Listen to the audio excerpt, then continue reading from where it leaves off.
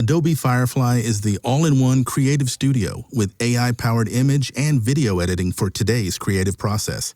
Built for creators of every kind, Firefly helps you generate, edit, and experiment fast.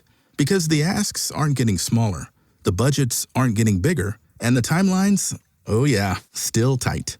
With all the best creative AI models in one place, Firefly brings your ideas to life. Unlock a better way to make with Adobe Firefly. Listen, all you New Yorkers. Excuse me, taxi. Okay, man, we're looking around. This is the 77 WABC minicast. We're going to start with the Democratic Party, my party. Now, the Democratic Party is not a static concept, right? The Democratic Party changes over time, changes depending on who's in leadership. And it is a different Democratic Party than the party I belong to. It's not the Democratic Party of Mario Cuomo or Bill Clinton. I am a progressive Democrat. Oh, you're like AOC and those crazies. No. You know who started the term progressive Democrat? FDR was a progressive Democrat, meaning that government should be a progressive force. It should make things better, bring progress to society. FDR did it extraordinarily well, obviously, on multiple levels. When I was governor, make progress, build a new LaGuardia Airport, build new Moynihan train station, a new 2nd Avenue subway. Make progress, raise the minimum wage, improve education, pass marriage equality, first big state, set a civil right. That's progressive government. It's not communism. It's not socialism. It's not political rhetoric and symbolism that means absolutely nothing. Absolutely nothing. Just cheap slogans to rally young people, rally a part of the base, but that's not what it means to be a progressive Democrat. Now, after the Biden administration, the Democratic Party said it was going to do an autopsy on the race. What happened? Why did Joe Biden and Kamala Harris lose? So they said they would do an autopsy. And then they said they did an autopsy, but it was late. And then they said we did an autopsy, but it's not ready yet. And then they said they weren't going to release it. And then they said they had to release it. Now, once you start to deny and obfuscate, you're in real trouble. So they finally released the autopsy. And the autopsy is garbage.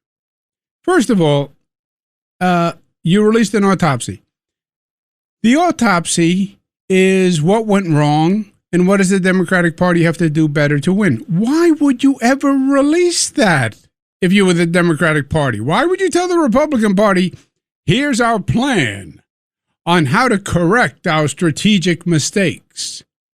You would never release it if it was a genuine plan on what you did wrong and how you're going to improve. You wouldn't want to give the other side knowledge. And they do an autopsy that, frankly, is just disingenuous. Just glosses over the fact that you tried to run Joe Biden, who was not physically capable of being president of the United States again, who was not mentally capable of being president of the United States again. And it was obvious. He got on that debate stage. It was obvious to everyone. You did not have to be a psychiatrist or a medical professional to realize he was not up to it. And that made people say, where was everyone? Where was the Democratic Party? Where was his chief of staff? Where was his cabinet? Where were the strategists? Didn't anybody say, by the way, the man isn't capable of doing another 4 years? And it really cast doubt on the whole Democratic establishment. Rightfully so. You had major leaders meeting with him. Chuck Schumer's meeting with him every day. Senior senators, senior congressmen. Nobody walks out and says, I think the man may not be in the best position to run for re-election. Nobody says that. They all come out of the White House, stand up in front of the microphones. Oh, I had a great meeting with the president. He has a lot of energy. He's doing push-ups in the White House. He's just doing jumping jacks. Come on. You fooled nobody. And then the American people see it. So, yes, they questioned the Democratic Party. And then Kamala Harris runs. And she was the border czar. That's what you knew. She was the border czar. And by the way, the border policy was terrible. He was going to reverse the Trump policy, remain in Mexico. Yeah. And what happens when hundreds of thousands of people cross the border? What's the plan? Why was the Texas governor so upset? What's the plan when 200,000 people walk into Mexico? What's the federal government plan? There was none. And that's not addressed. And at the end of the day, what did the Biden-Harris administration accomplish for the country? Because that's what it's about. People want results. They want results. And that's what they didn't get. That's what the problem with the autopsy was all about. You know, the politician dies, goes to heaven, sees God. God says, how are you? And the politician says, very good. I'd like to come into heaven. And he says, well, what have you done? He said, well, I was in politics for a lot of years. He said, well, what'd you do? Well, I did 14,000 press releases. I did 8,000 proposals. And God says, yeah, but whose life did you change? What did you actually accomplish? What difference did you make? You had that opportunity. What difference did you make? No answer. No real difference. That's what it's about at the end of the day. And the Democrats have to learn that. They need a positive message. They're going into the midterms. I think the Democrats may do well in the midterms, not because the Democrats are doing anything right. They're not putting forth any positive agenda. But I think the country is going to want balance vis-a-vis President Trump. They don't like too much power in any one person. And I think that's going to be the driving dynamic in the midterms. The president overpowers his own party. The Democrats are impotent. And I think people are going to say, hey, we need a little balance.